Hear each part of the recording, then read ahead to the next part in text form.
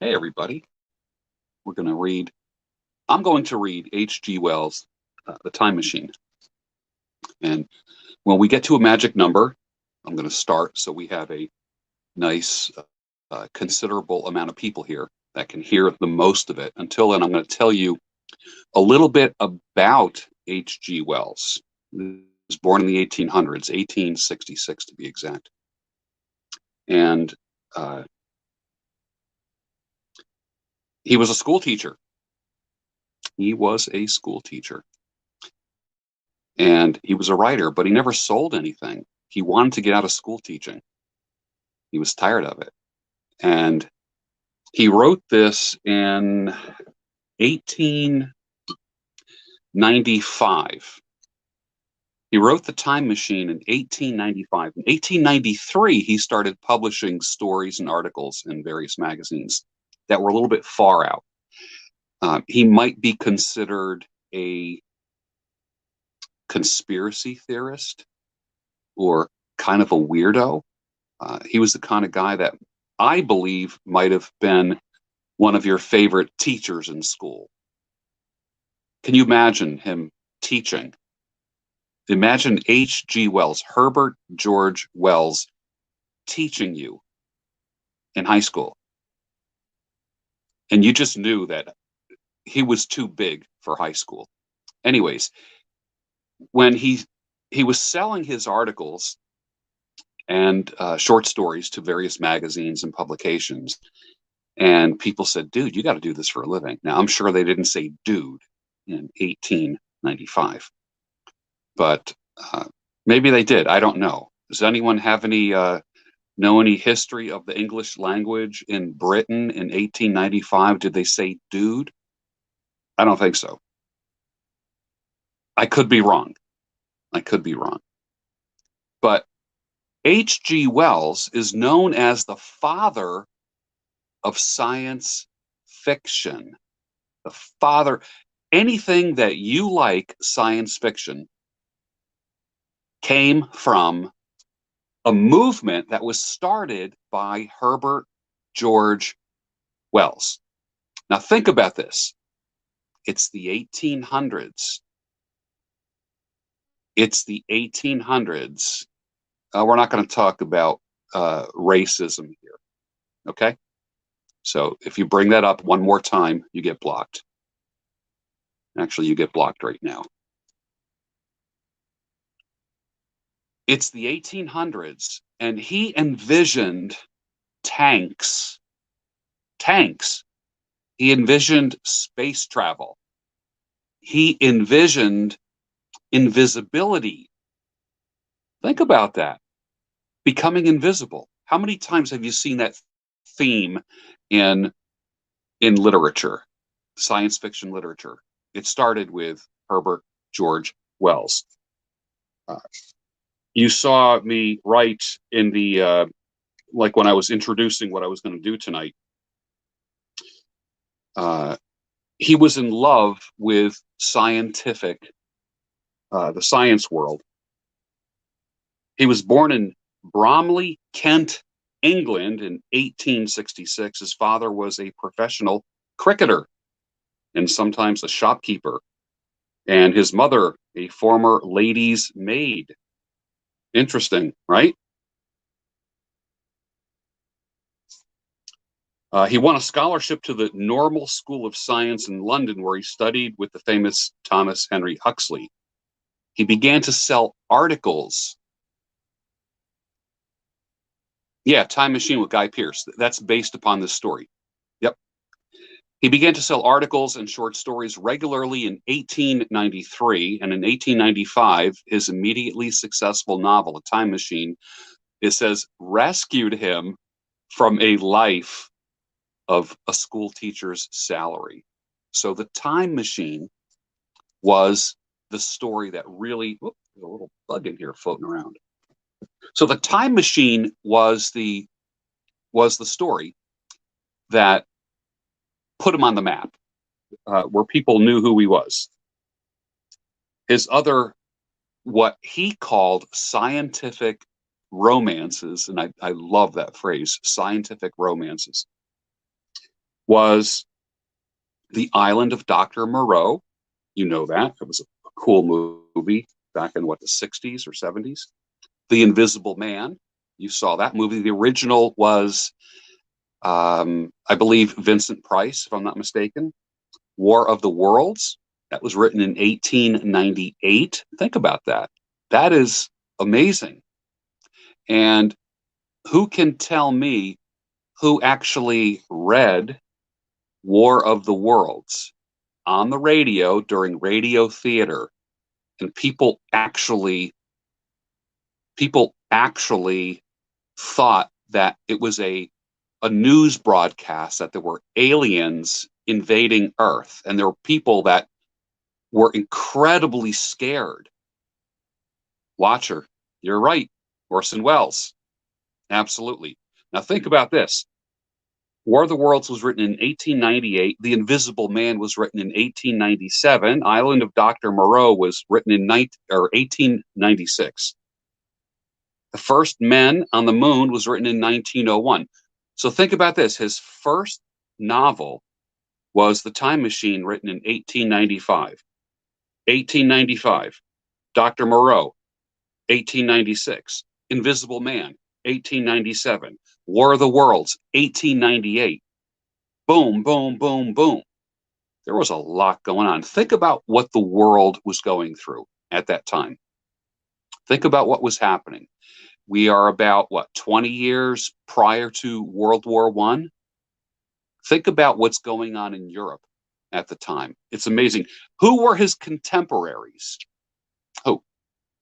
Jules Verne. What did Jules Verne write? Well, I fire up my pipe. What is the famous story that Jules Verne wrote?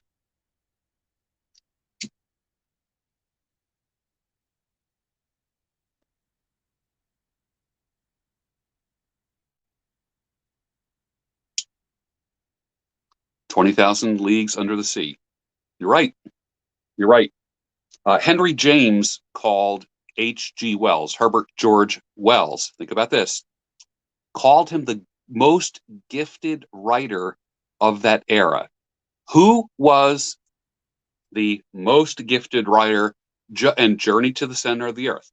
Who was considered the most gifted writer before H.G. Wells? Can anyone tell me?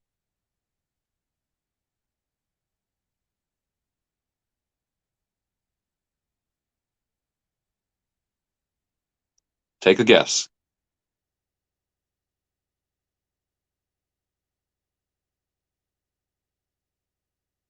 Think about that era, the 1890s. Who was writing earlier than that? Who was one of the most well-known writers in the world at that time?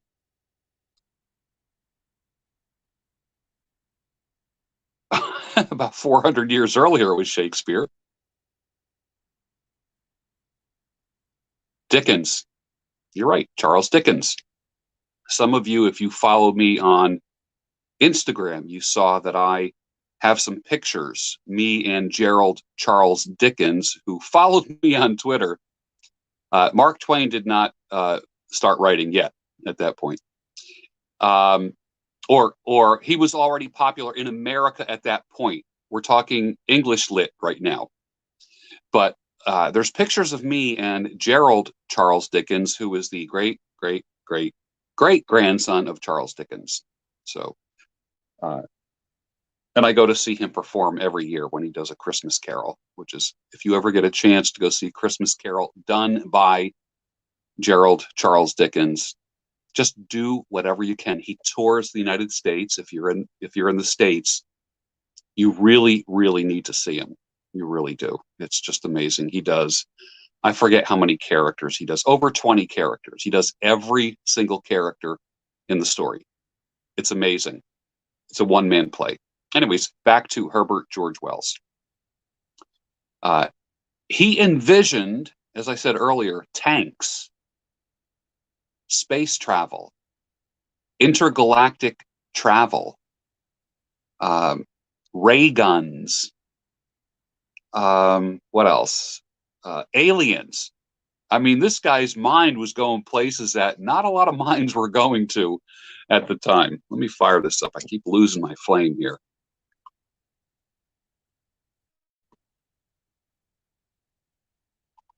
So we're not talking about anything tonight. The rules for the evening are we're only talking about literature tonight, and then we're gonna chat after that, after the reading. It's a short chapter.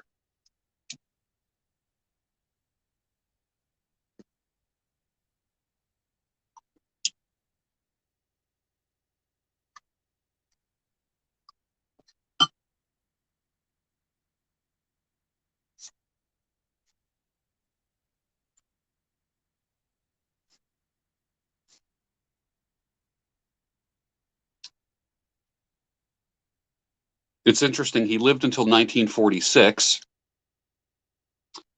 Um,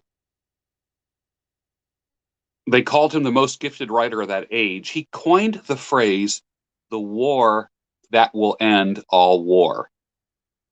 The war that will end all war, to describe World War I, which many people know as the Great War at that time. He became increasingly disillusioned and he focused his efforts on educating mankind with his best selling book called An Outline of History in 1920 and his later utopian works. So he went from science fiction to more utopian kind of writing. Isn't it kind of funny how what's been real popular in the past, I'd say, like when you look at like post-war writing, when you look at like Alas Babylon, On the Beach, that post-war, post-nuclear war stuff that went for a while, and then now we see a lot of stories that are not utopian but dystopian. Things like, The Walking Dead and the graphic novels about that are very apocalyptic, right? So it's interesting to see themes in literature. Living until 1946, H.G. Wells witnessed a world more terrible than any of his imaginative visions. And he bitterly observed this. He said, reality has taken a leaf from my book and set itself to supersede me. So, his books about the horror of science fiction, the things that can happen, he said that the world like took a page from his book, and that was his observation after World War One. Is that amazing? Many times, Hey Iggy, what's up? Many times we feel that writers, especially, I'm a huge EC Comics fan. If anyone does, anyone know what EC Comics are? Okay. What's interesting is that I've always said this, that science fiction writers are the true prophets of the age. The true prophets.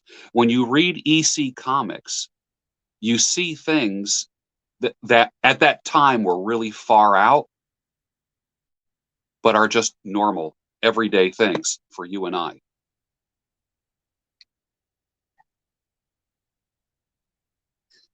Let's get started.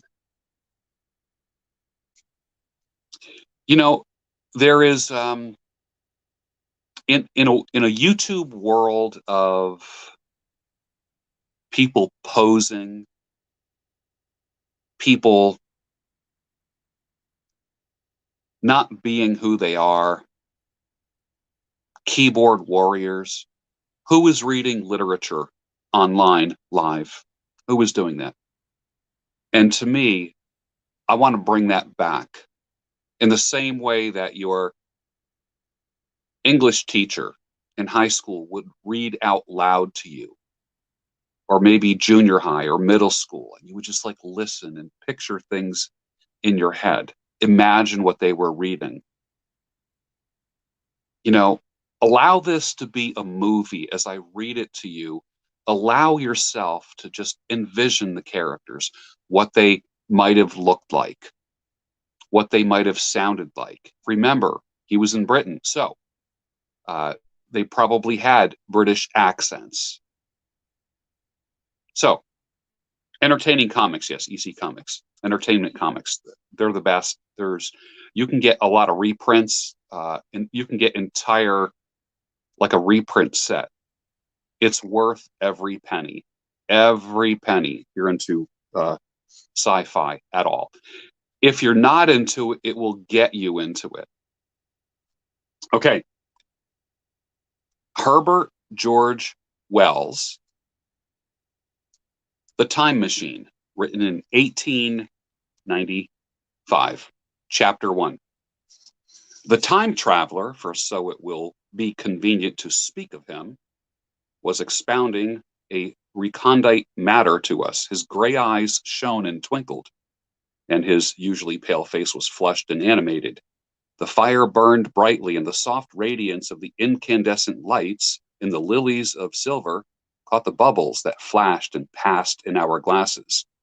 Our chairs, being his patents, embraced and caressed us rather than submitted to be sat on.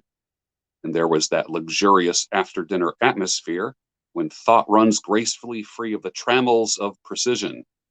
And he put it to us in this way, marking the points with a lean forefinger as we sat and lazily admired his earnestness over this new paradox, as we thought it was, and his fecundity. You must follow me carefully, he said. I shall have to convert one or two ideas that are almost universally accepted. The geometry, for instance, they taught you at school, is founded upon a misconception.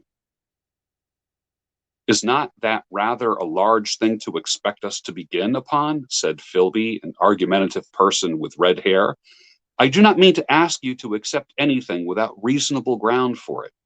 You will soon admit as much as I need from you. You know, of course, that a mathematical line, a line of thickness nil, has no real existence.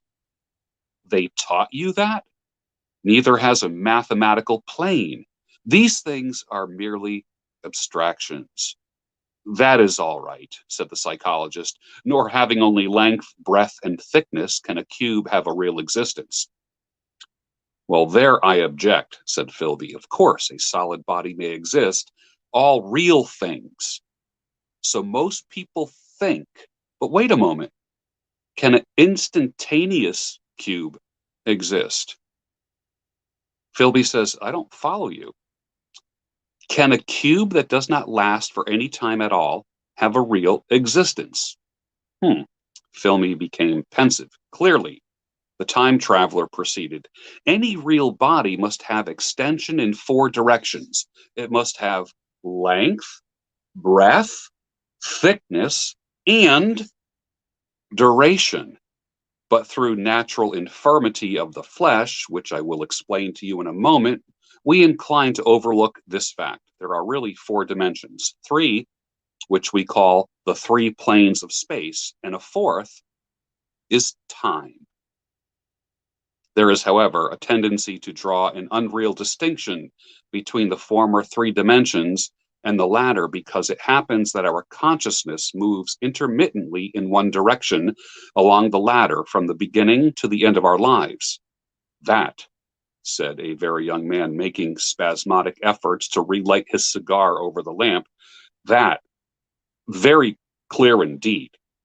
Now, it is very remarkable that this is so extensively overlooked, continued the time traveler, with a slight accession of cheerfulness. Really, this is what is meant by the fourth dimension.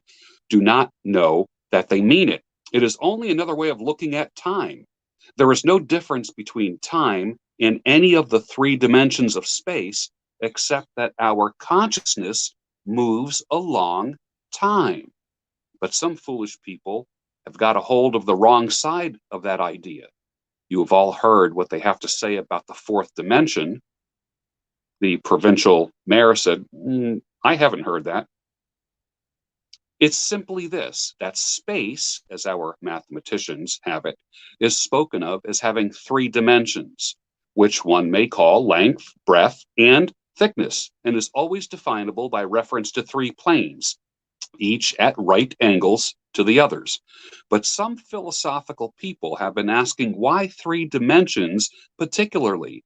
Why not another direction at right angles to the other three? And have even tried to construct a fourth dimension geometry. Professor Simon Newcomb was expounding this to a New York Mathematical Society only a month ago.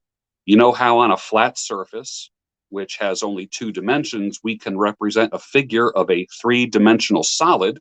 And similarly, they think that by models of three dimensions, they could represent one of four if they could master the perspective of the thing. Do you see? The mayor said, I think so.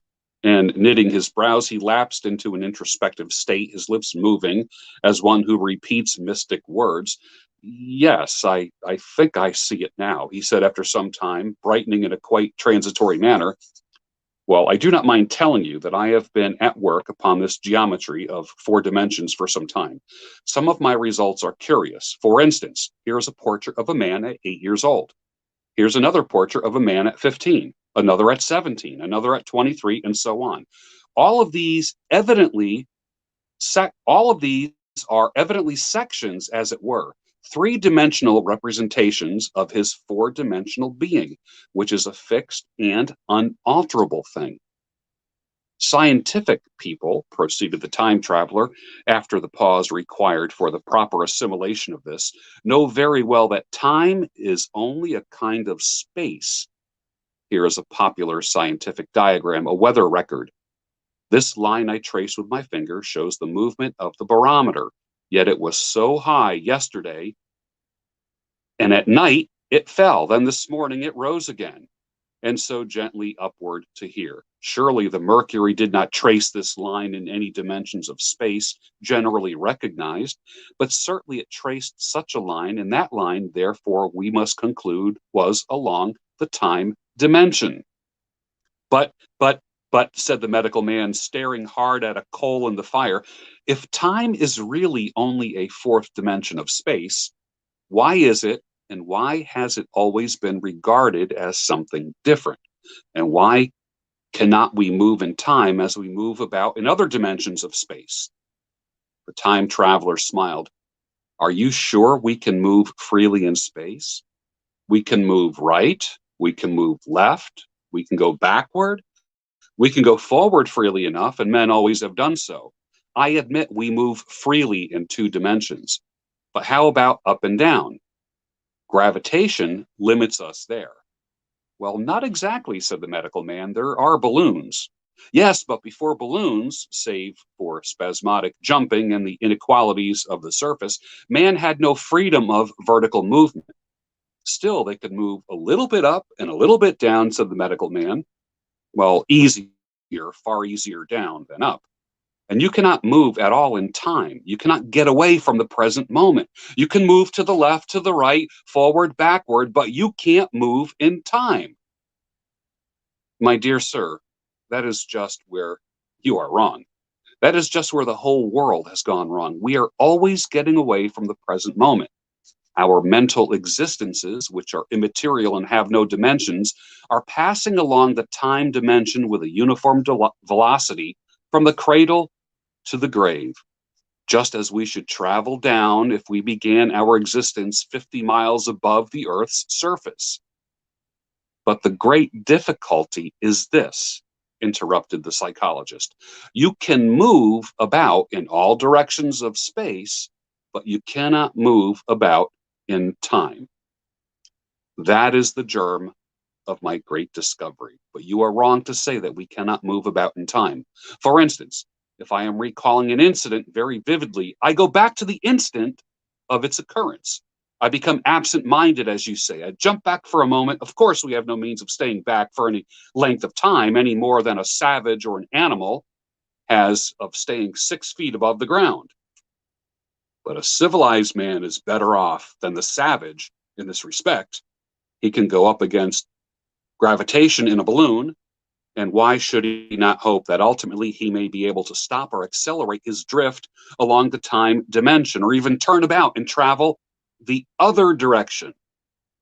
Oh, This, said Philby, is all. Why not? Said the time traveler. Well, it's against reason, said Philby. What reason? Said the time traveler. You can show black is white by argument, said Philby, but you will never really convince me. The time traveler replied, well, possibly not, but now you begin to see the object of my investigations into the geometry of 4 dimensions. Long ago, I had a vague inkling of a machine. The young man said, to travel through time? Exactly. That shall travel indifferently in any direction of space and time as the driver determines. Philby just laughed. But I have experimental verification, said the time traveler. It would be remarkably convenient for the historian, the psychologist suggested. One might travel back and verify the accepted amount of the Battle of Hastings, for instance. Don't you think you would attract attention, said the medical man?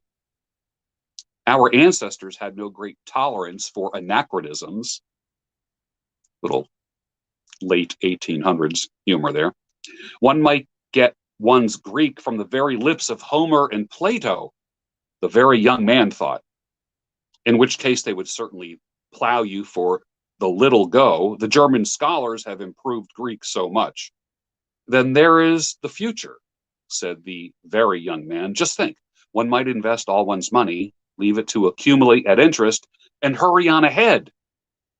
To discover a society, said I, erected on a strictly communistic basis. Of all the wild, extravagant theories, began the psychologist. Yes, so it seemed to me, and so I never talked of it until. Experimental verification, cried I. You were going to verify that? Philby said. The experiment! I'm getting brain weary. Well, let's see your experiment anyhow, said the psychologist. I think it's all humbug, you know. The time traveler smiled at us, then still smiling faintly, and with his hands deep in his trouser pockets, he walked slowly out of the room, and we heard his slippers shuffling down the long passage to his laboratory. The psychologist looked at us. I wonder what he's got. The medical man, probably some sleight of hand trick or other. And Philby tried to tell us about a conjurer he had seen at Burslem, but before he had finished his preface, the time traveler came back, and Philby's anecdote collapsed. The thing the time traveler held in his hand was a glittering metallic framework, scarcely larger than a small clock, and very delicately made. There was an ivory in it. There was some transparent crystalline substance, and now I must be explicit, for this that follows, unless his explanation is to be accepted, is an absolutely unaccountable thing. He took one of the small octagonal tables that were scattered about the room and set it in front of the fire, with 2 legs on the hearthrug. On this table, he placed the mechanism. Then he drew up a chair, and he sat down. The only other object on the table was a small shaded lamp, and the bright light which fell upon this model. There was also perhaps a dozen candles about, 2 in brass candlesticks upon the mantel, several in sconces, so that the room was brilliantly illuminated. I sat in a low armchair nearest the fire, and I drew this forward so as to almost be between the time traveler and the fireplace. Philby sat behind him, looking over his shoulder. The medical man and the provincial mayor watched him in profile from the right, and the psychologist from the left. The very young man stood behind the psychologist. We were all on alert. It appears incredible to me that any kind of trick, however subtly conceived and however adroitly done, could have been played upon us in those conditions. So we kept an eye on that little machine. The time traveler looked at us and then at the mechanism and said, well, and he held it up. This little affair, said the time traveler, resting on his elbows upon the table, pressing his hands together above the apparatus is only a model. It is my plan for a machine to travel through time. You will notice that it looks singularly askew and that there is an odd twinkling appearance about this bar as though it was some way unreal. He pointed to the part with his finger. Also, here is one little white lever, and here's another. The medical man got up out of his chair and he looked into the thing. And he goes, "Yeah, it is very beautifully made." "It took 2 years to make," retorted the time traveler. Then, when we all had imitated the action of the medical man, he said, "Now I want you clearly to understand that this lever being pressed over sends the machine gliding into the future. And this other lever reverses the motion. This saddle represents the seat of the time traveler. Presently, I'm going to press the lever and off the machine will go. It will vanish, pass into the future time, and disappear. Have a good look at the thing. Look at the table too, and satisfy yourselves. This is not trickery. I don't want to waste this model and then be told that I'm a quack." There was a minute's pause, perhaps. The psychologist seemed to speak to me, but changed his mind. Then the time traveler put forth his finger toward the lever. "No," he said suddenly, "lend me your hand." And turning to the psychologist, he took that individual's hand in his own hand and told him to put out his forefinger, so that it was the psychologist himself who sent forth the model time machine on its interminable voyage. We all saw the lever turn. I am absolutely certain there was no trickery. There was a breath of wind, and the lamp flame jumped. One of the little candles on the mantle was blown out, and the little machine suddenly swung around, became indistinct, was seen as a ghost for a second perhaps, and as an eddy of faintly glittering brass and ivory, poof, it was gone. Vanished, except for the lamp that was on the table. Everyone was silent for a minute. Then Philby looked at the table and said, "I be damned." The psychologist recovered from his stupor and suddenly looked under the table. Well, at that time, the time traveler laughed. "Well?" Then getting up, he went to the tobacco jar on the mantel with his back and began to fill his pipe. Ooh, a mention of a pipe. We stared at each other. "Look here," said the medical man. "Are you in earnest about this? Do you seriously believe that that machine has traveled into time?" "Certainly," said the time traveler, stooping to light a spill at the fire. Then he turned, lighting his pipe, to look over at the psychologist's face. The psychologist, to show that he was not unhinged, helped himself to a cigar and tried to light it uncut. "What is more, I have a big machine nearly finished in there." He pointed to the laboratory. "And when that is put together, I have to have a journey on my own account." "You mean to say that a machine has traveled into the future?" "Into the future or the past," said the time traveler. "I'm not really sure which." After an interval, the psychologist had an inspiration. "Well, it must have gone into the past if it went anywhere." "Why?" said the time traveler. "Because I presume that it has not moved in space, and if it traveled into the future, it would still be here all this time, since it must have traveled through this time." "But," I said, "if it traveled into the past, it would have been visible when we first came into this room. And last Thursday when we were here, and the Thursday before, and the Thursday before, and so forth." "Serious objections," remarked the provincial mayor with an air of impartiality, turning towards the time traveler. "Not a bit," said the time traveler. And to the psychologist, "You think you can explain that? It's presentation below the threshold, diluted presentation." "Of course," said the psychologist, and reassured us that a simple point of psychology, I should have thought of it. It's plain enough and helps the paradox delightfully.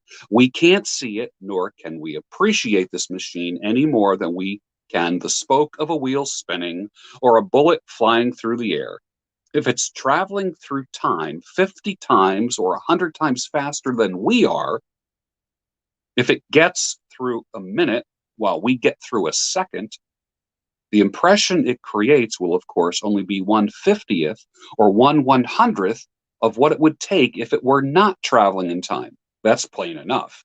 He passed his hand through the space in which the time machine had been. You see? We sat and stared at the vacant table for a minute. Then the time traveler asked us what we thought of it all. It sounds plausible enough tonight, said the medical man, but wait until tomorrow. Wait for the common sense of the morning. Would you like to see the time machine itself? Asked time traveler. And therewith, taking the lamp in his hand, he led the way down the long, drafty corridor to his laboratory. I remember vividly the flickering light, his queer, broad head in silhouette, the dance of the shadows, how we all followed him, puzzled but incredulous, and how in the laboratory we beheld a larger edition of the little mechanism which we had seen vanish from before our eyes. Parts were nickel, parts were ivory, parts had certainly been filed or sawn out of rock crystal. The thing was generally complete, but the twisted crystalline bars lay unfinished upon a bench with some sheets of drawings, and I took one up for a better look at it. Quartz, it seemed to be. Look here, said the medical man. Are you perfectly serious, or is this a trick, like that ghost you showed us last Christmas? Upon that machine, said the time traveler, holding the lamp aloft, I intend to explore time. Is that plain enough for you? I've never been more serious in my entire life. None of us really knew how to take it. I caught Philby's eye over the shoulder of the medical man, and he winked at me. That's the reading of chapter 1.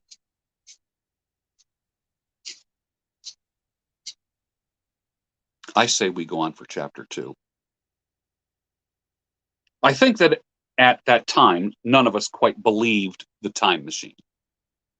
No one really believed that this thing was what the time traveler said it was. The fact is, the time traveler was one of those men who's too clever to be believed. You never felt that you saw all around him. You always suspected some subtle reserve, some ingenuity in ambush behind his lucid frankness. Had Philby shown the model and explained the matter in the time traveler's words, we should have shown him far less skepticism, or we should have perceived his motives. A pork butcher could understand Philby, but the time traveler had more than a touch of whim among his elements, and we kind of distrusted him. Things that would have made the fame of a less clever man seemed tricks in his hands. It's a mistake to do things too easily. The serious people who took him seriously never felt quite sure of his deportment. They were somehow aware that trusting their reputations for judgment with him was like furnishing a nursery with eggshell china. So I don't think any of us said very much about time traveling in the interval between that Thursday and the next, though its odd potentialities ran, no doubt, in most of our minds, its plausibility, that is, its practical incredibleness, the curious possibilities of anachronism and of utter confusion it suggested. For my own part, I was particularly preoccupied with the trick of the model that I remember discussing with the medical man who I met with on Friday at the Linnaean.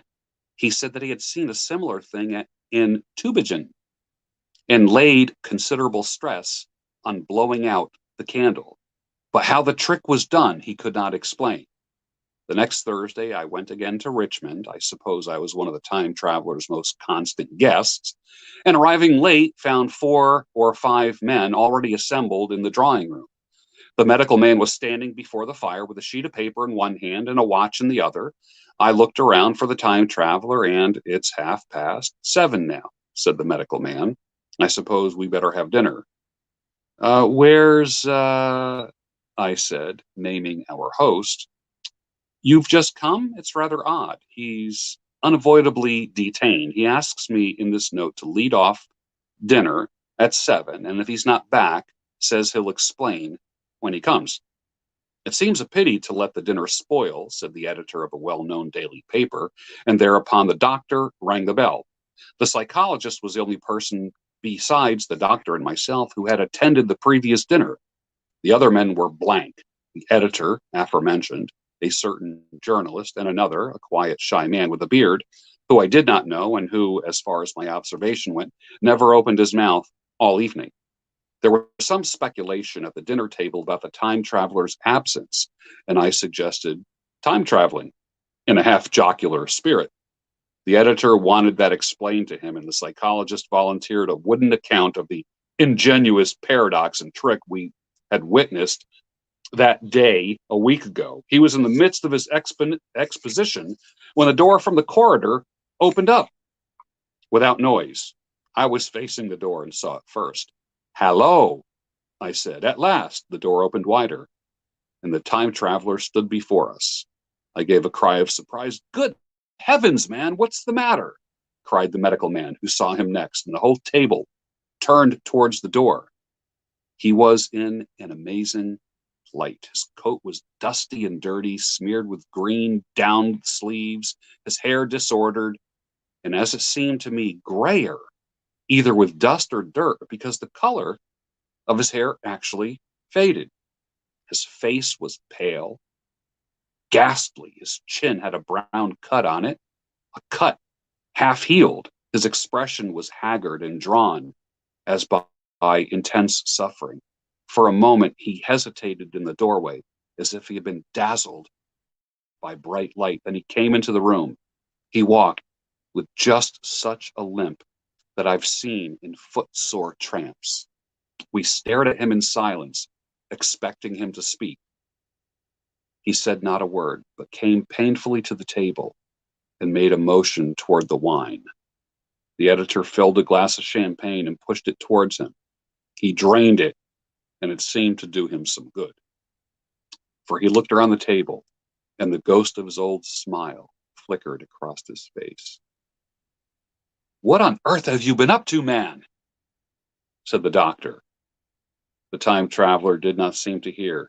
Don't let me disturb you, he said, with a certain faltering articulation. I'm all right. He stopped. He held out his glass for more and took it off at a draught. That's good, he said. His eyes grew brighter, and a faint color came into his cheeks. His glance flickered over our faces with a certain dull approval, and then went round the warm and comfortable room. And then he spoke again, still as if he were feeling his way amongst his words. I'm going to wash and dress, and then I'll come down and explain things. Save me some of that mutton. I'm starving for a little bit of meat, he said. He looked across at the editor, who was a rare visitor, and hoped he was all right. The editor began a question. Tell you presently, said the time traveler. I'm funny, but I'll be all right in a minute. He put down his glass. He walked toward the staircase door. Again, I remarked his lameness and the soft padding sound of his footfall. And standing up in my place, I saw his feet as he went out. He had nothing on them but a pair of tattered, blood-stained socks. Then the door closed upon him. I had half a mind to follow till I remembered how he had detested any fuss about himself. For a minute, perhaps, my mind was wool-gathering. Then, remarkable behavior of an eminent scientist, I heard the editor say, thinking after his wont in headlines. And this brought my attention back to the bright dinner table. What's the game? Said the journalist.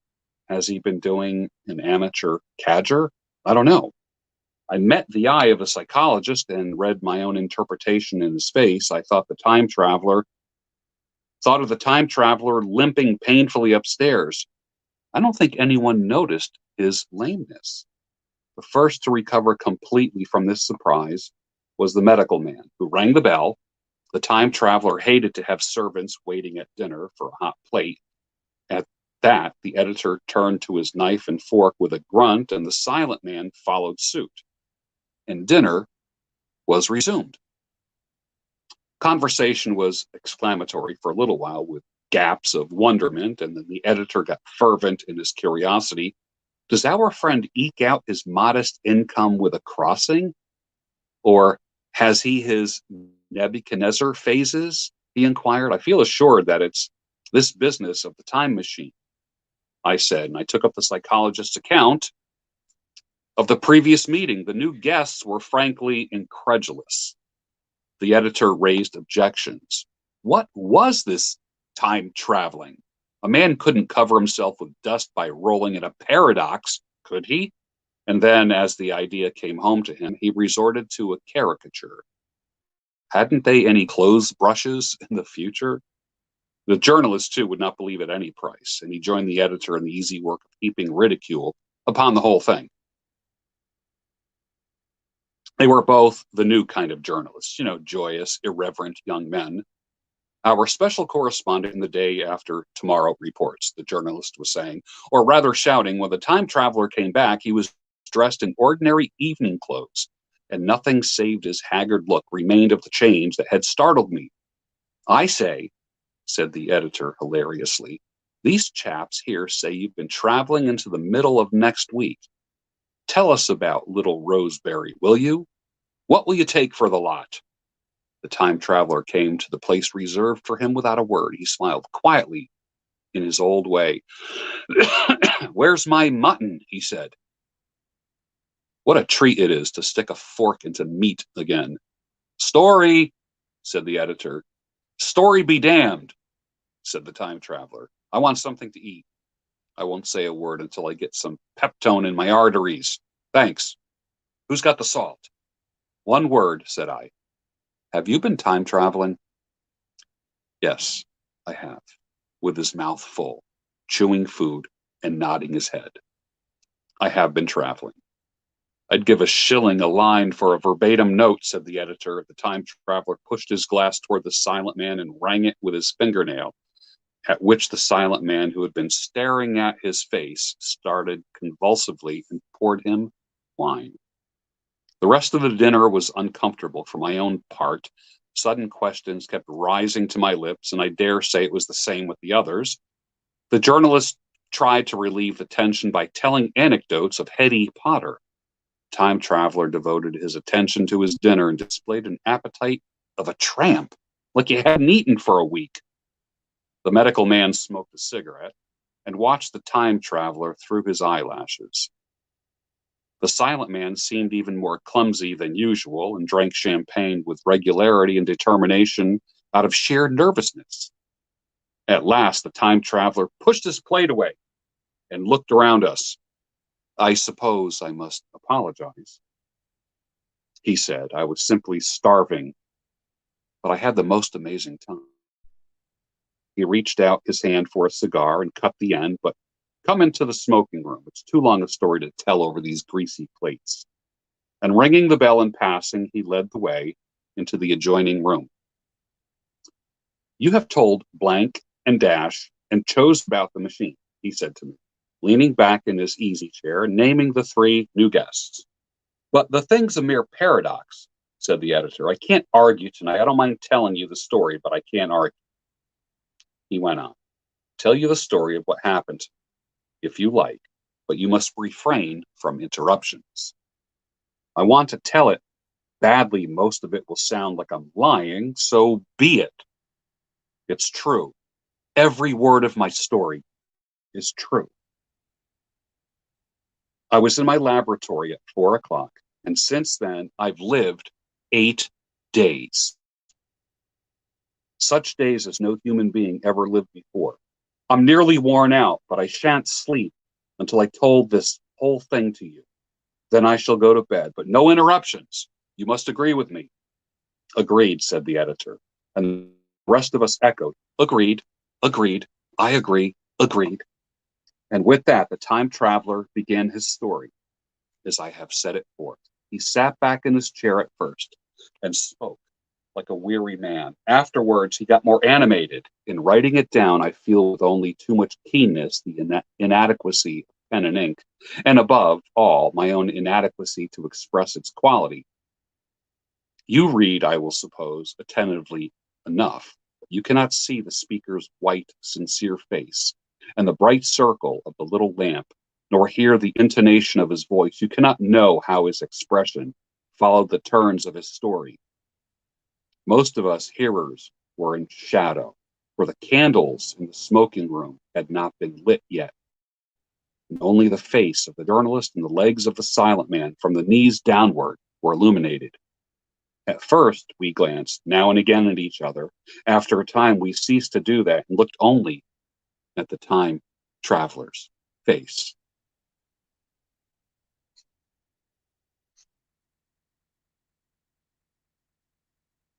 Who wants to go for chapter 3?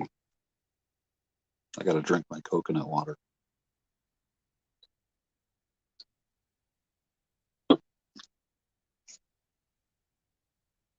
Comments on the first 2 chapters. What do you think so far? And then we will get into chapter 3. But let me puff on a pipe first.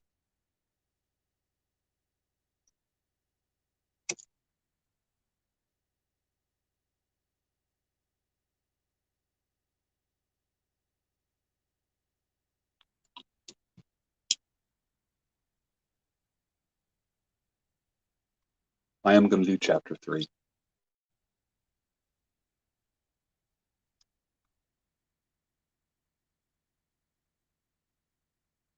When was the last time somebody read to you? It's awesome, isn't it?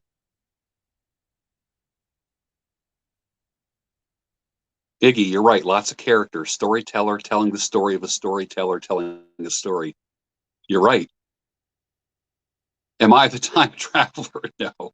I just have a tweed coat and a derby on and smoking a pipe. That's it. But they all seem to work together, don't they? The beard, the hat, and the tweed. But if you're going to have somebody read you H.G. Wells, they probably should look like this and smoke a pipe like this, right?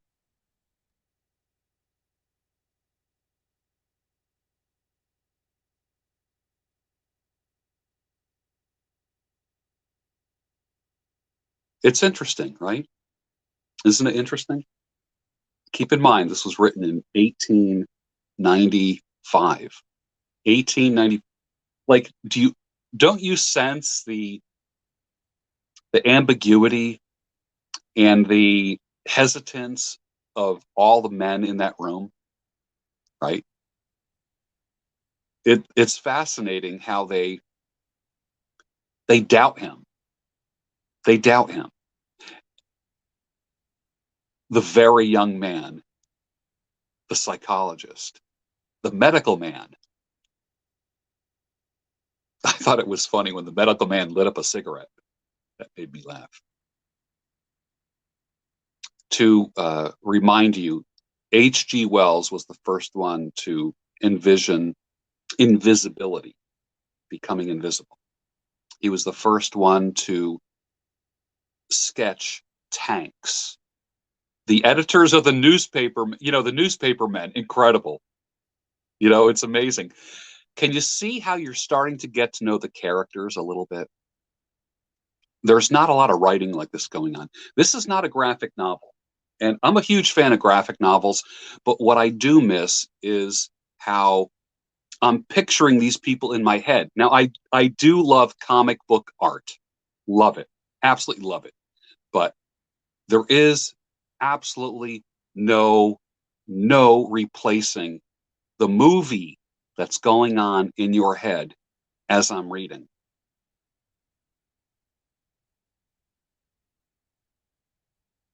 Yeah, a lot of people say the book is always better. Yeah. But can you imagine making a movie like this and having a casting director and like the actors that you have to pick to play each one of these parts would be fascinating. Let me ask you this. If this movie was made today, and this is right before I go into chapter 3, who would play the time traveler? Who do you think would play, out of all the actors that are out there now, who would play the time traveler? Who do you think would be a great time traveler?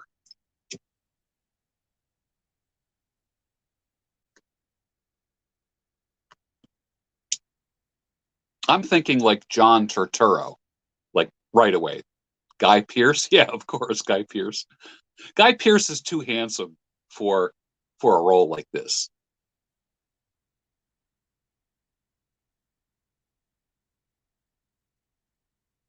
Christian Bale, Hugh Jackman, Keanu, Christopher Walken, Gerard Butler, Russell Crowe, Johnny Depp. Yeah, he's just like weird enough and eccentric enough to do that. BB, you're right. Johnny Depp could play this, couldn't he? Matthew McConaughey, which if you saw Interstellar, you saw a lot of time travel in that movie, right? Donnie Wahlberg, yeah. Leo, Del Toro actually could be directing this. Benedict Cumberbatch would be good. Yeah. Oh, these are some Tim Burton. Yeah, these are all great. These are all great suggestions. See, I'm getting into this now. I'm so glad you guys are into this tonight. You know, over the past 5 years, I've tried so many things on YouTube just to see what would fly, and I'm enjoying this. I'm enjoying this. I hope you're enjoying it too.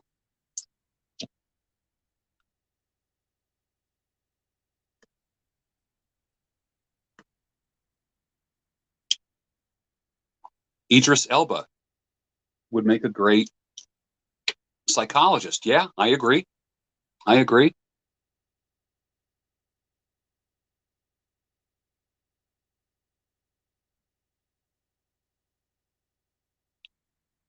You notice I got the candle going in the background here.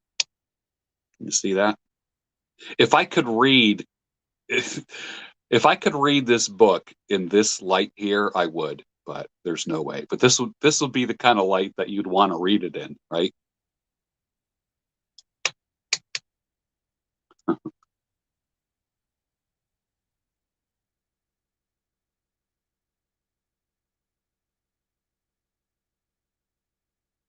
Maybe I will leave this video up.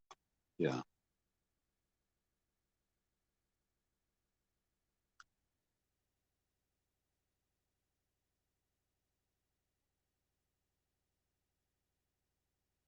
Iggy G, thanks for the super chat, my man. Thank you. That's what that is confirmation that there's value that's being added here. I'm getting you to get out of your head and to discover classic literature, which doesn't exist today anywhere. And did you catch the humor? Did you catch the humor in this? This is late 1800s humor. Yes, William, this is live. Willem Dafoe. Okay. Might it be filmed in black and white or sepia tones, right?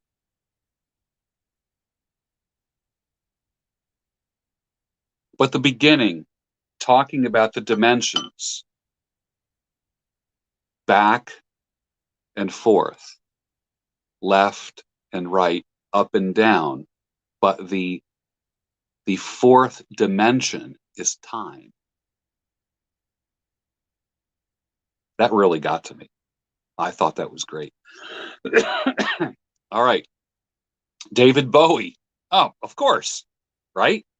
Like Labyrinth. I mean, think about it. He was fantastic.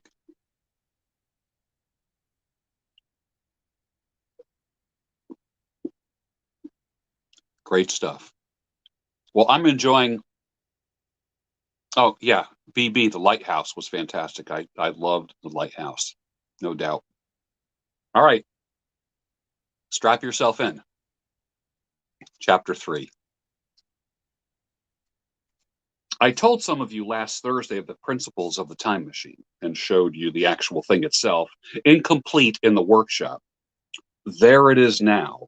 It's a little travel worn. Truly, and one of the ivory bars is cracked and a brass rail is bent, but the rest of it is sound enough.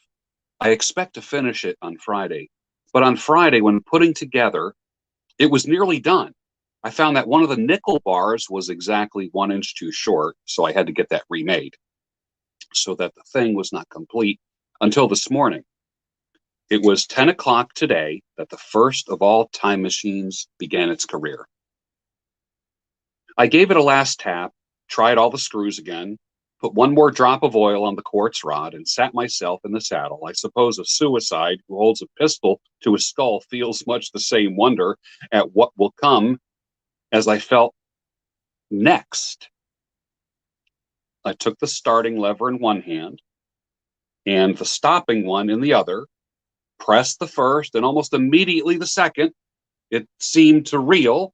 I felt a nightmare sensation of falling and looking around. I saw the laboratory exactly as before. Had anything happened? For a moment, I suspected that my intellect had tricked me. Then I noted the clock a moment before. As it seemed, it stood at a minute or so past 10. But it was now 3:30. 5 hours I traveled. I drew a breath, I set my teeth, gripped the starting lever with both hands, and went off with a thud. The laboratory got hazy and went dark. Mrs. Watchett came in and walked, apparently without seeing me, toward the garden door. I suppose it took her a minute or so to traverse the place, but to me she seemed to shoot across the room like a rocket, even though she was walking slowly. I pressed the lever over to its extreme position. The night came like the turning out of a lamp. He put the lever all the way into the extreme position, and then all of a sudden, it went out. But she seemed to me to shoot across the room like a rocket. I pressed the lever again, and in another moment came tomorrow. The laboratory grew faint and hazy, then fainter and even fainter. Tomorrow night came black, and then day again, night again, day again, faster and faster still. And an eddying murmur filled my ears, and a strange, dumb confusedness descended on my mind. I'm afraid I cannot convey the peculiar sensations of time traveling. They are excessively unpleasant. There's a feeling exactly like that one has upon a switchback of a helpless, headlong motion. I felt the same horrible anticipation, too, of an imminent smash. As I put on pace, night followed day like the flapping of a black wing.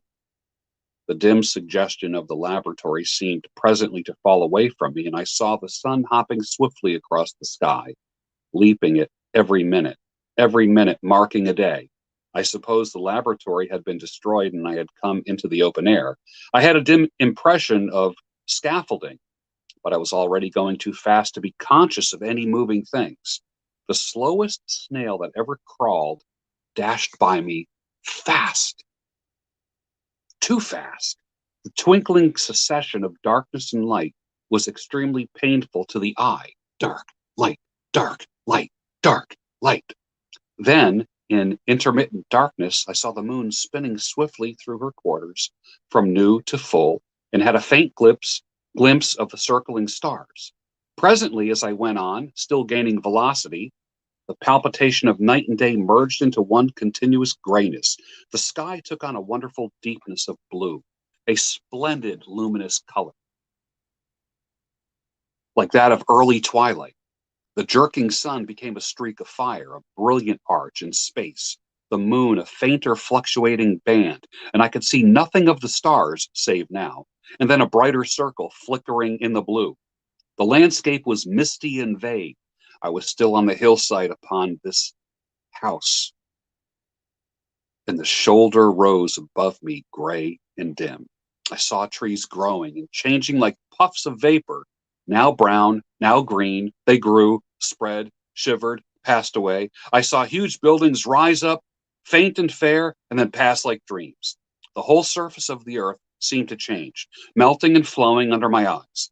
The little hands upon the dials that registered my speed raced around faster and faster and faster and faster. Presently, I noted that the sun belt swayed up and down, solstice to solstice, solstice to solstice, in a minute or less, and that consequently my pace was over a year a minute. I was traveling 1 year per minute. And minute by minute, the white snow flashed across the world, vanished, was followed by the bright, brief green of spring. Unpleasant sensations of the start were less poignant now. They merged at last into a kind of hysterical exhilaration. I remarked indeed a clumsy swaying of the machine for which I was unable to account, but my mind was too confused to attend it. So, with a kind of madness growing upon me, I flung myself into futurity. At first, I scarce thought of stopping, scarce thought of anything but these new sensations, but presently a fresh series of impressions grew up in my mind, a certain curiosity and therewith a certain dread, until at last they took complete possession of me. What strange developments of humanity, what wonderful advances upon our rudimentary civilizations, I thought, might not appear when I came to look nearly into the dim elusive world that raced and fluctuated before my eyes. I saw great and splendid architecture rising about me, more massive than any buildings of our own time, and yet, as it seemed, built of glimmer and mist. I saw a richer green flow up the hillside and remain there without any wintry intermission. Even through the veil of my confusion, the earth seemed very fair, so my mind came round to the business of stopping. The peculiar risk lay in the possibility of my finding some substance in the space which I, or the machine, occupied. So long as I traveled at a high velocity through time, this scarcely mattered. I was, so to speak, attenuated, was slipping like a vapor through the interstitial of intervening substances. But to come to a stop involved the jamming of myself, molecule by molecule, into whatever lay in my way, meant bringing my atoms into such intimate contact with those of the obstacle that a profound chemical reaction, possibly a far-reaching explosion, would result, and blow myself and my apparatus out of all possible dimensions into the unknown. This possibility had occurred to me again and again while I was making the machine, but then I had cheerfully accepted it as an unavoidable risk. One of the risks a man has got to take. Men must take risks. Now, the risk was inevitable. I no longer saw it in the same cheerful light. The fact is that, insensibly, the absolute strangeness of everything, the sickly jarring and swaying of the machine, above all, the feeling of prolonged falling, had absolutely upset my nerves. I told myself I could never stop, and with a gust of petulance, I resolved to stop forthwith. Like an impatient fool, I lugged over the lever, and incontinently the thing went reeling over, and I was flung headlong into the air. There was a sound of a clap of thunder in my ears. I may have been stunned for a moment. A pitiless hail was hissing around me, and I was sitting on soft turf in front of the overset machine. Everything still seemed gray, but presently I remarked that the confusion in my ears was gone. I looked around me. I was on what seemed to be a little lawn in a garden. I was surrounded by rhododendron bushes, and I noticed that their mauve and purple blossoms were dropping into a shower under the beating of hailstones. The rebounding, dancing hail hung in a cloud over the machine and drove along the ground like smoke. In a moment, I was wet. Fine hospitality, said I, to a man who's traveled innumerable years to see you. Presently, I thought what a fool I was to get wet. I stood up and I looked around me. A colossal figure carved in apparently some white stone loomed indistinctly beyond the rhododendrons through the hazy downpour. But all else of the world was invisible. My sensations would be hard to describe. As the columns of hail grew thinner, I saw the white figure more distinctly. It was very, for a silver birch tree touched its shoulder. It was of white marble in the shape of something like a winged sphinx. But the wings, instead of being carried vertically at the sides, were spread so that it seemed to hover. The pedestal, appeared to me, was of bronze and was thick with verdigris. It chanced that the face was towards me. The sightless eyes seemed to watch over me.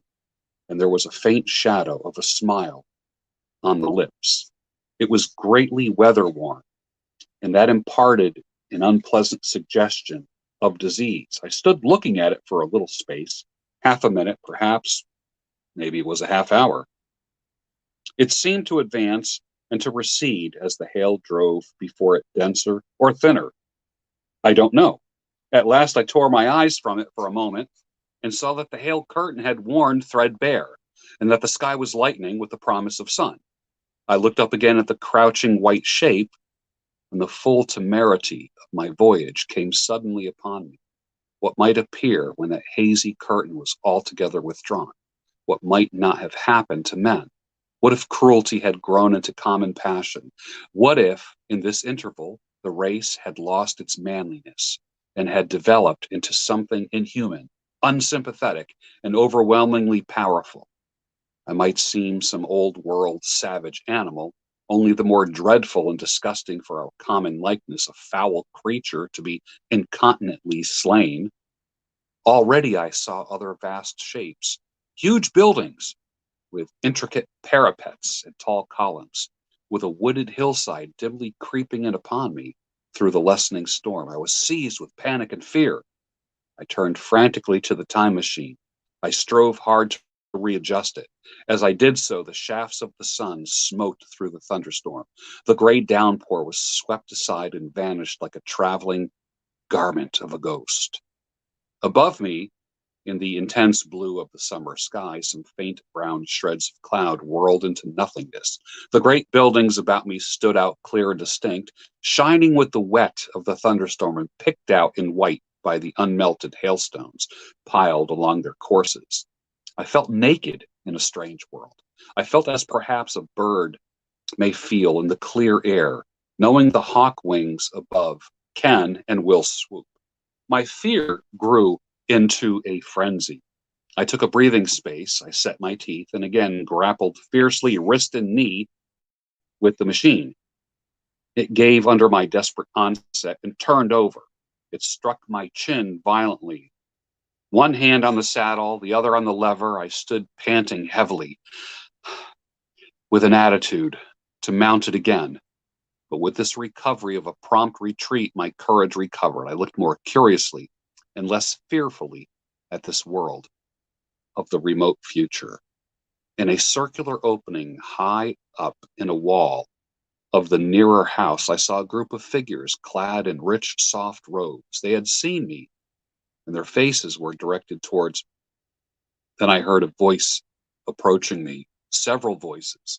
Coming through the bushes by the white sphinx were the heads and shoulders of men running. One of these emerged in a pathway leading straight to the little lawn upon which I stood with my machine.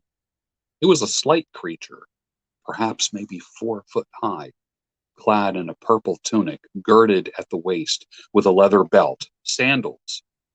I could not clearly distinguish which were on his feet. His legs were bare to the knees, and his head was bare. Noticing that, I noticed for the first time how warm the air was.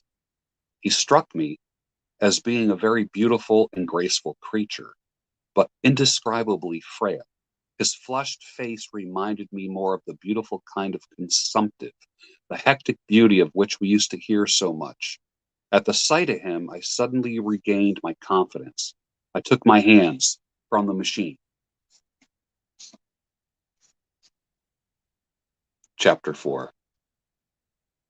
In another moment, we were standing face to face, I and this fragile thing out of futurity. He came straight up to me and laughed into my eyes. The absence from his bearing of any sigh or fear struck me at once. Then he turned to the 2 others who were following him and spoke to them in a strange and sweet liquid tongue. There were others coming, and presently a group of perhaps 8 or 10 of these exquisite creatures were about me. One of them addressed me. It came into my head, oddly enough, that my voice was too harsh and too deep for them. So I shook my head, and pointing to my ears, I shook it again. He came forward 1 step, hesitated, and he touched my hand. Then I felt the soft little tentacles upon my back and shoulders.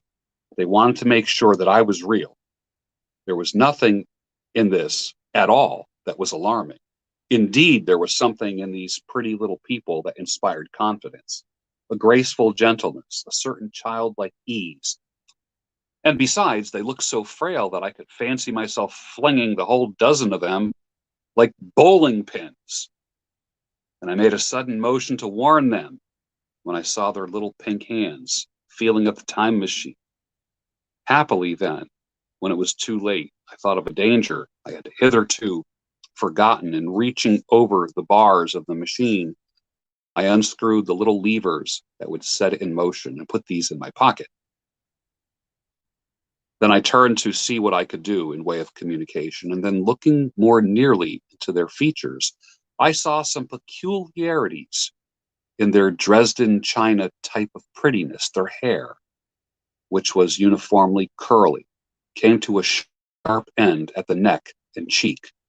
There was not the faintest suggestion of it on the face, and their ears were singularly minute. Is this a description, an 1800s description of aliens?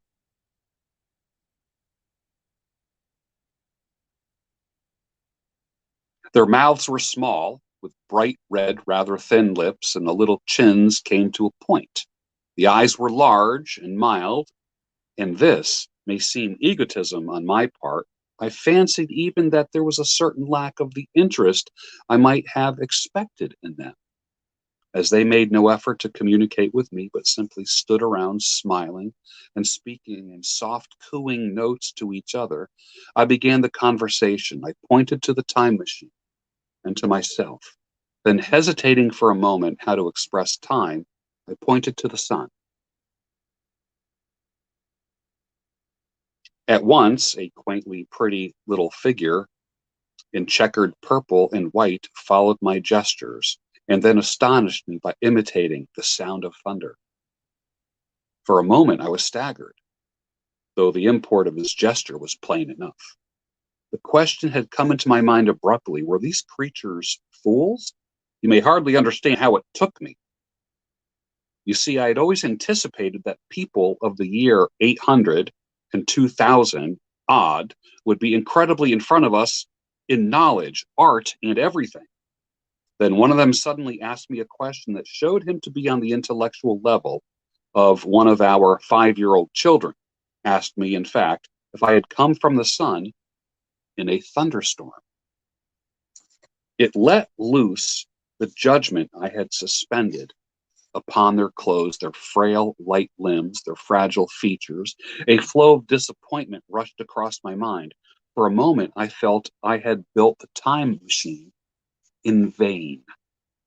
I nodded, I pointed to the sun, and I gave them such a vivid rendering of the thunderclap as startled them. They all withdrew a pace or so, and then they bowed to me. Then came one laughing towards me, carrying a chain of beautiful flowers, altogether new to me, and put it about my neck. The idea was received with melodious applause, and presently they were all running to and fro for flowers, laughingly flinging them upon me until I was smothered with blossoms. You who have never seen the like can scarcely imagine what delicate and wonderful flowers countless years of culture had created. Then someone suggested that their playthings should be exhibited in the nearest building. So I was led past the giant sphinx of white marble, which had seemed to watch me all the while with a smile at my astonishment, toward a vast gray edifice of fretted stone. As I went with them, the memory of my confident anticipations of a profoundly grave and intellectual posterity came with irresistible merriment to my mind. The building had a huge entry and was altogether of colossal dimensions. I was naturally most occupied with the growing crowd of little people and with the big open portals that yawned before me, shadowy and mysterious. My general impression of the world I saw over their heads was a tangled waste of beautiful bushes and flowers, long neglected, yet weedless. I saw a number of tall spikes of strange white flowers, measuring a foot perhaps across the spread of waxen petals. They grew scattered, as if wild, among the variegated shrubs. But as I say, I did not examine them closely at this time, for the time machine was left deserted on the turf amongst the rhododendrons. The arch of the doorway was richly carved, but naturally I did not observe the carving very narrowly, though I fancied I saw suggestions of old Phoenician decorations as I passed through, and it struck me that they were very badly broken and weather worn. Several more brightly clad people met me in the doorway, and so we entered. I, dressed in dingy 19th century garments, looking grotesque, garlanded with beautiful flowers and surrounded by an eddying mass of bright, soft colored robes and shining white limbs, in a melodious whirl of laughter and laughing speech. The big doorway opened into a proportionately great hall with brown. The roof was in shadow, and the windows, partially glazed with colored glass and partially unglazed, admitted a tempered light. The floor was made up of huge blocks and some very hard white metal, not plates or slabs, blocks. And it was so much worn, as I judged by the going to and fro of past generations, as to be deeply channeled along the more frequented ways. Transverse to the length were innumerable tables made of slabs of polished stone, perhaps raised a foot or so from the floor. Upon these were heaps of fruits. So I recognized as a kind of hypertrophied raspberry and orange, but for the most part, they were strange to me. Between the tables, there were scattered a great number of cushions. Upon these conductors seated themselves, signing for me to do likewise. With a pretty absence of ceremony, they began to eat the fruit with their hands, flinging peels and stalks and so forth into the round openings in the sides of the tables. I was not loath to follow their example, for I felt thirsty and hungry. As I did so, I surveyed the hall at my leisure, and perhaps the thing that struck me the most was its dilapidated look. The stained glass windows, which displayed only a geometric pattern, were broken in many places, and the curtains that hung across the lower end were thick with dust. And it caught my eye that the corner of the marble table near me was fractured. Nevertheless, the general effect was extremely rich and picturesque. There were perhaps a couple of hundred people dining in the hall, and most of them seated as near to me as they could. They were watching me with interest, and their little eyes shining over the fruit as they were eating. All were clad in the same soft, silky material. Fruit, by the by, was all their diet. These people of the remote future were strict vegetarians, and while I was with them, in spite of some carnal cravings, I had to be frugivorous as well. Indeed, I found afterwards that horses, cattle, sheep, dogs had followed in the ichthyosaurus into extinction. But the fruits were very delightful. One in particular that seemed to be in season all the time while I was there, a flowery thing in a three-sided husk. It was especially good, and I made it my staple. At first, I was puzzled by these strange fruits and by the strange flowers, but I later began to perceive their import. However, I'm telling you of my fruit dinner in the distant future, so as soon as my appetite was a little checked, I determined to make a resolute attempt to learn the speech of these new men of mine. Clearly, that was the next thing to do. The fruits seemed a convenient thing to begin upon, and holding one of these up, I began a series of in, in, interrogative sounds and gestures. I had some considerable difficulty in conveying my meaning. At first, my efforts were met with a stare of surprise or inextinguishable laughter, but presently a fair-haired little creature seemed to grasp my intention and repeated a name. They had to chatter and explain the business at great length to each other, and my first attempts to make the exquisite little sounds of their language caused an immense amount of amusement. However, I felt like a schoolmaster amidst children and persisted, and presently I had a score of noun substantives, at least, at my command, and then I got to demonstrative pronouns, and even the verb to eat. But it was slow work, and the little people soon tired and wanted to get away from my interrogations. So I determined, rather of necessity, to let them give their lessons in little doses when they felt inclined. and very little doses I found they before long. I never met people more indolent or more easily fatigued. They seem weak. A queer thing I soon discovered about my little hosts was their lack of interest. They would come to me with eager cries of astonishment like children, but like children they would soon stop examining me and wander away to some other toy. The dinner and my conversational beginnings ended. I noted for the first time that almost all those who had surrounded me at first were gone. It is odd, too, how speedily I came to disregard these little people. I went out through the portal into the sunlit world again, so soon as my hunger was satisfied. I was continually meeting more of these men of the future who would follow me a little distance, chatter and laugh about me, and having smiled and gesticulated in a friendly way, and then they leave me again to my own devices.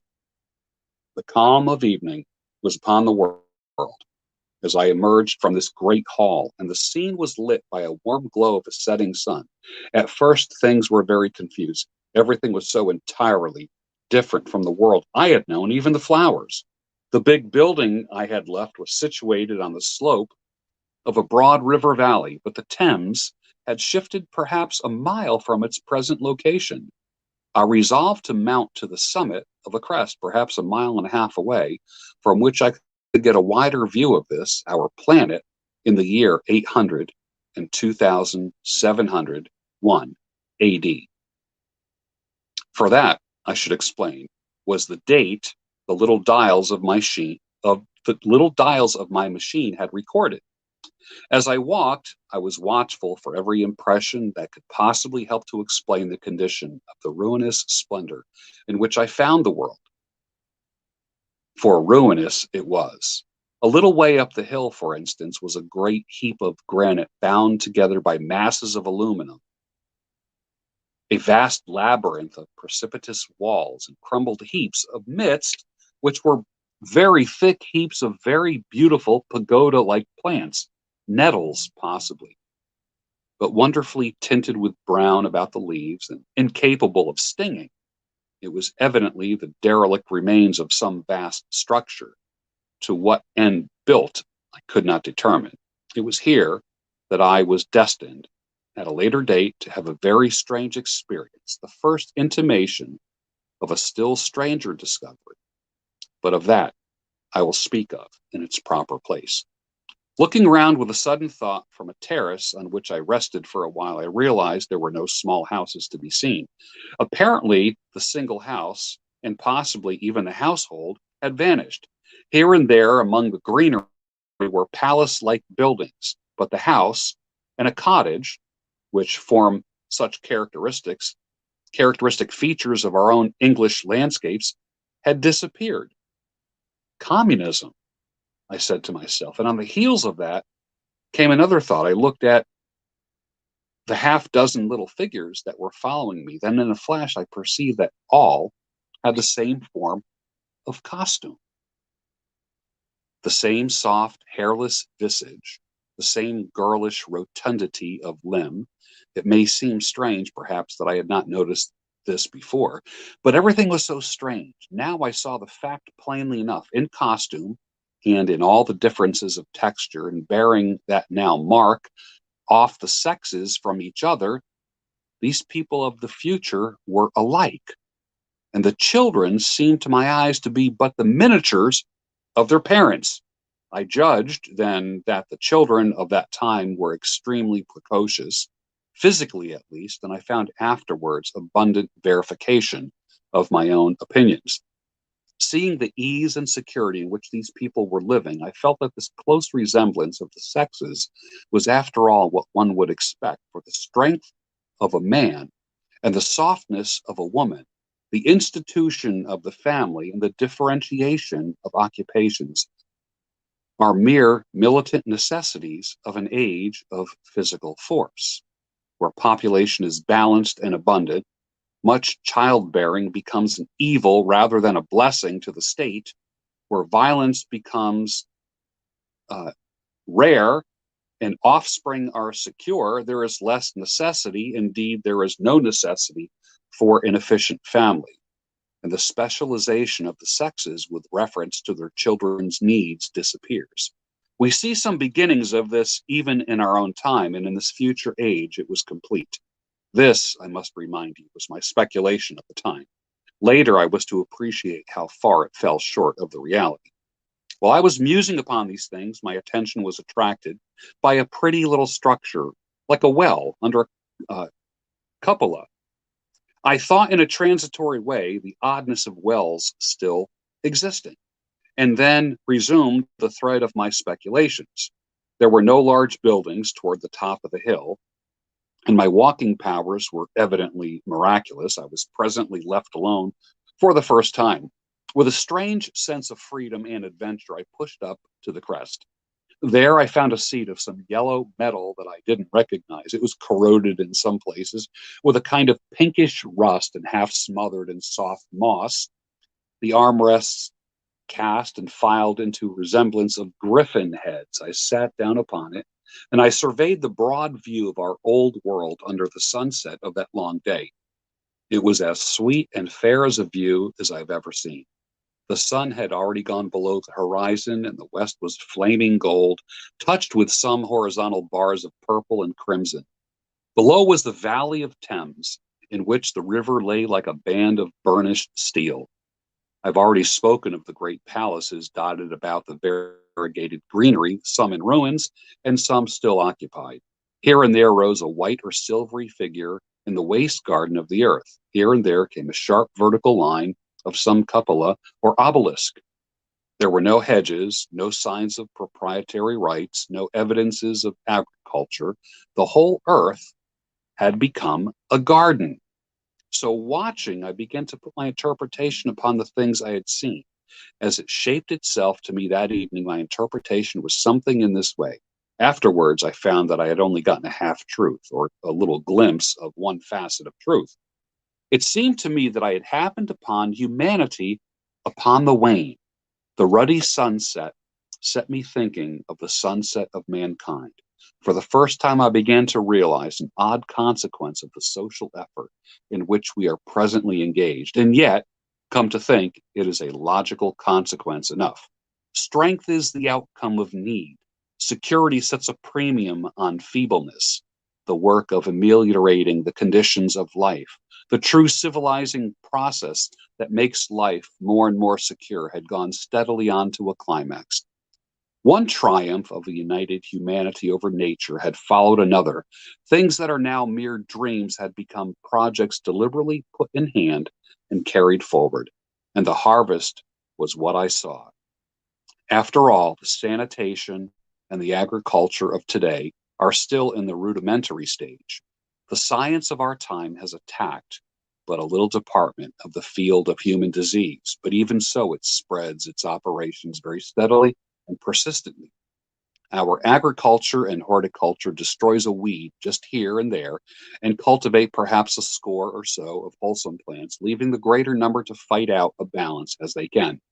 We improve our favorite plants and animals, and how few they are, gradually by selective breeding, now a new and better peach, now a seedless grape, now a sweeter and larger flower, now a more convenient breed of cattle. We improve them gradually because our ideals are vague and tentative, and our knowledge is very limited because nature, too, is shy and slow in our clumsy hands.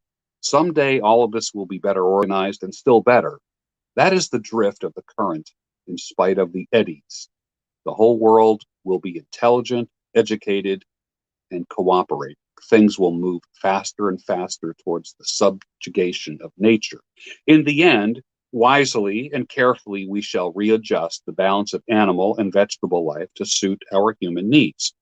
This adjustment, I say, must have been done, and done well, done indeed for all time, in the space of time across which my machine had leaped. The air was free from gnats, the earth was free from weeds or fungi. Everywhere were fruits and sweet and delightful flowers.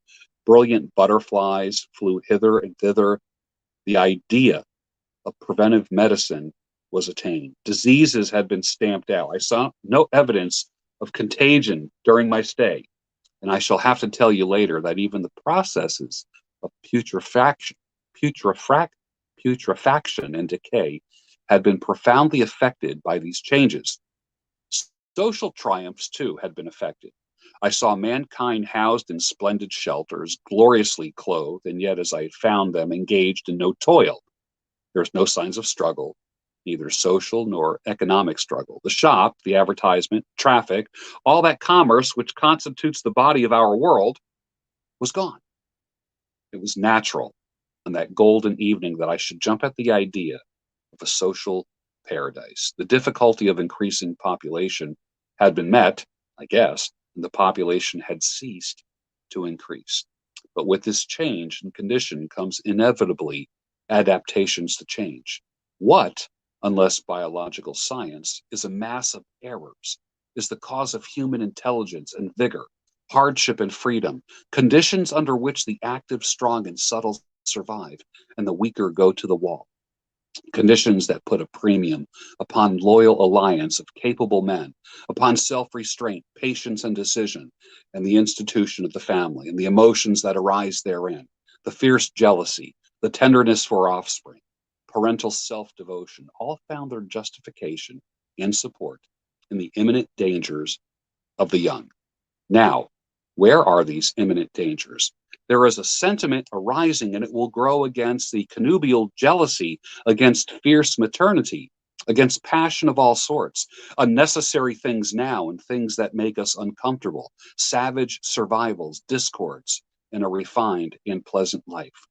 I thought of the physical slightness of these people, their lack of intelligence in those big, abundant ruins, and it strengthened my belief in a perfect conquest of nature. For after the battle comes quiet. Humanity had been strong, energetic, and intelligent, and had used all its abundant vitality to alter the conditions under which it lived. Now came to reaction under these altered conditions. Under the new conditions of perfect comfort and security, that restless energy that with us is strength would then become weakness, even in our own time. Certain tendencies and desires, once necessary to survival, are a constant source of failure. Physical courage and the love of battle, for instance, are no great help, may even be hindrances to a civilized man. And in a state of physical balance and security, power and intellect, as well as physical, would all be out of place. For countless years, I judged there had been no danger of war or solitary violence, no danger from wild beasts, no wasting diseases to require strength of constitution, no need of toil. For such a life, what we should call the weak are as well equipped as the strong, and are indeed no longer weak. Better equipped indeed they are, for the strong would be fretted by an energy for which there was no outlet. No doubt the exquisite beauty of the buildings I saw was the outcome of the last surgings of the now purposeless energy of mankind before it settled down into perfect harmony with the conditions under which it lived, the flourish of that triumph which began the last great peace. Has ever been the fate of energy and security. It takes to art and to eroticism, and then comes to languor and decay. Even this artistic impetus would at last die away. Had almost died in the time that I saw. To adorn themselves with flowers, to dance, to sing in the sunlight, so much was left of the artistic spirit, and then no more. Even that would fade in the end into a contented inactivity. We are kept keen on the grindstone of pain and necessity, and it seemed to me that here was that hateful grindstone broken at last. As I stood there in the gathering dark, I thought that in this simple explanation I had mastered the problem of the world, mastered the whole secret of these little people. Possibly the checks they had devised for the increase of population had succeeded too well, and their numbers had rather diminished than kept stationary. That would account for the abandoned ruins. Very simple was my explanation, and plausible enough, as most wrong theories are. There we go. Chapters 1, 2, 3, and 4. Next week, we will do, let's see how many chapters there are altogether. There are 12 chapters in this So we did the first four tonight. So it'll take me 3 weeks to get through this. Next Friday night, we will do the next four chapters. Tell me, what did you think of H.G. Wells talking about the future? Did you see any strange utopia, dystopia? What did you see? Was he a prophet? Or is this just pure fantasy? Has any of this come true? Can you see the world moving in this direction? You can see why, as a school teacher in 1895, that this novel made him enough money to get him out of school teaching. And he wrote one fantasy science fiction novel after another for the next several years. So, Batman Bear says, I think there's more to the H.G. Wells story than we've been told. Absolutely. Iggy, plausible enough as most wrong theories go. That is true.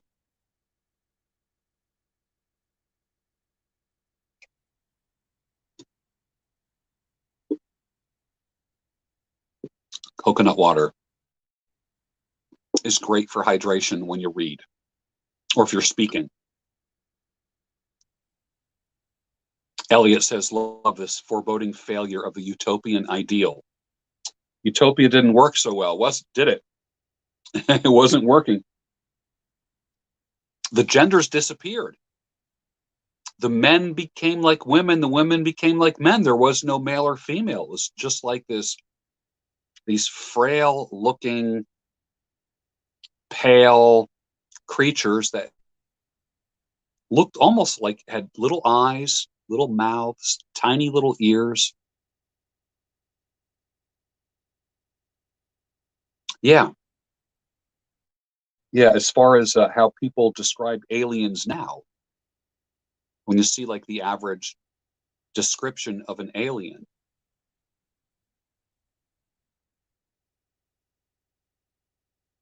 what's interesting about this, I'm thinking, is that he painted a pretty picture of these little people, maybe these peaceful little people. Maybe they aren't so peaceful afterwards.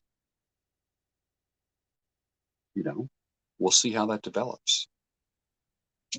And he called them communists as well. Actually, more like communists.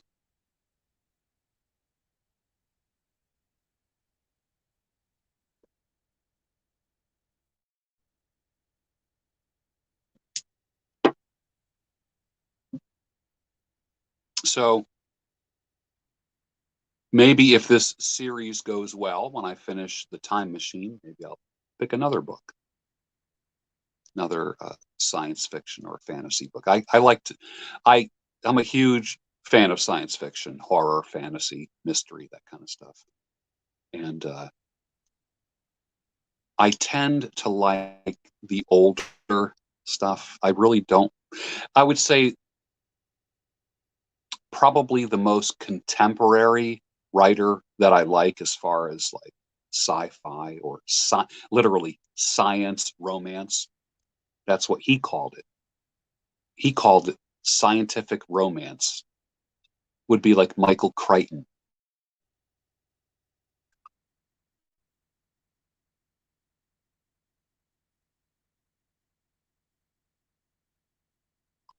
Did you enjoy that?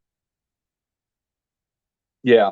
Victorian era sci-fi really is the best. Yeah. Yeah. That's right.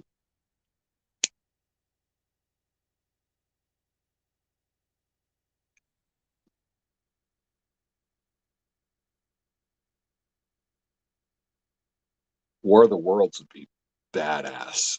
Would that be great? Reading War of the Worlds to you? I read that in 1968. That was the first time I read. I can still picture the book. I can still picture the book.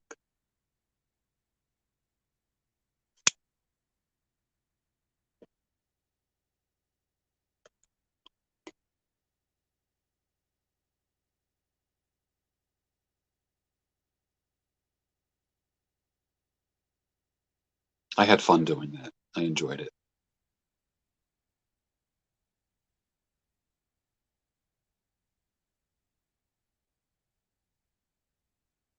The flowers is only truth that he tells it. The only proof that he tells the truth. Yeah.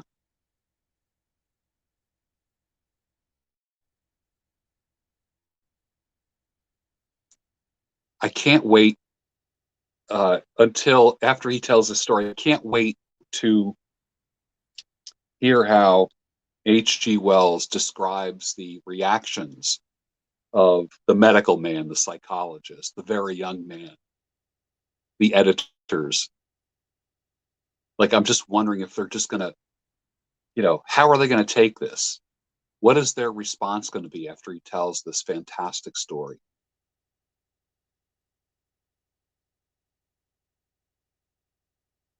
I am a fan of Jules Verne. Yeah. Battlestar Galactica. I never saw it. The new one. Yeah.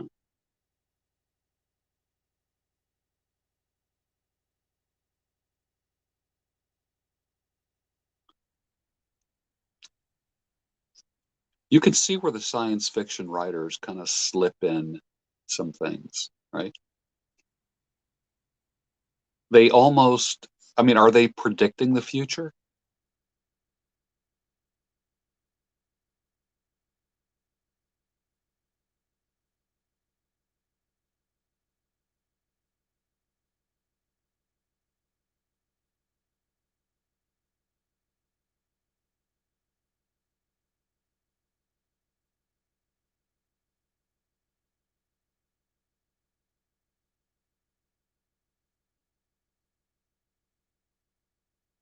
It's interesting. I tend to like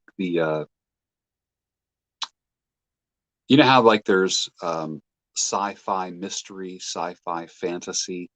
I tend to like sci-fi horror and sci-fi horror fantasy. Yeah.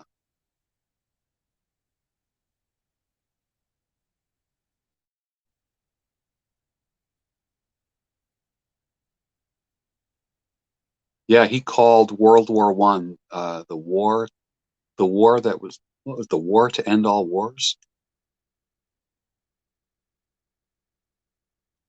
I remember Battlestar Galactica back what in the 80s, I guess.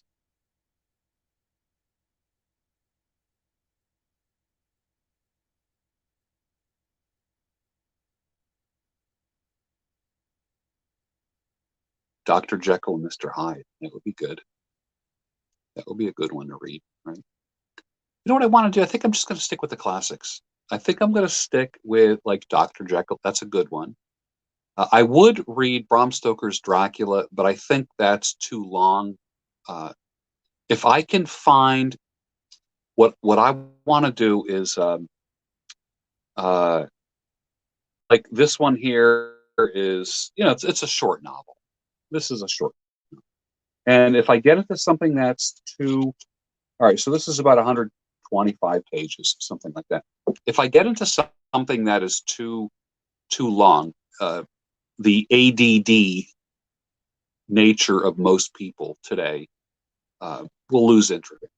And but I want people to keep coming back, and I like the classics. Salem's Lot is good. Yeah, yeah.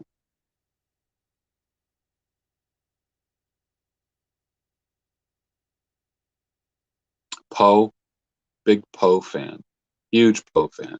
I have the complete works of Poe right here, somewhere here. I have the complete short stories of Ernest Hemingway here as well. I have a lot.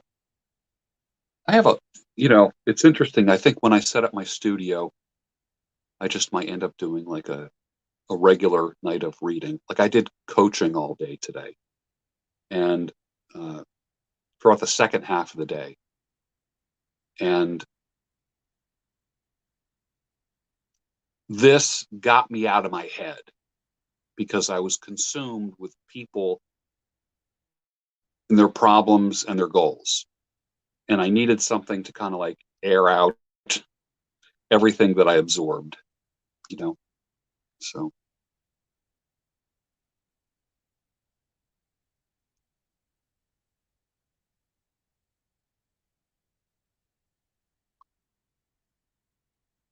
remember last night when I was telling you about like as you guys are bringing up these stories, I was thinking about my friend who was friends with Vincent Price in all of the movies that Vincent Price was in. Actually, Vincent Price was in The Invisible Man, the original Invisible Man. And then there have been how many, seriously, how many Invisible Man movies or based upon the Invisible Man were there? Like the one that came out a couple of years ago, I thought was phenomenal. I loved The Invisible Man. Yeah. Yep. Wow. Is it really almost 10 o'clock? So I've been doing this for 2 hours? Holy cow. Well, you guys are awesome. Thanks for joining me tonight on a Friday night. You had a lot of choices, a lot of choices. I'll be back next week, same exact time, doing the same exact thing, reading the next several chapters of H.G. Wells' The Time Machine. So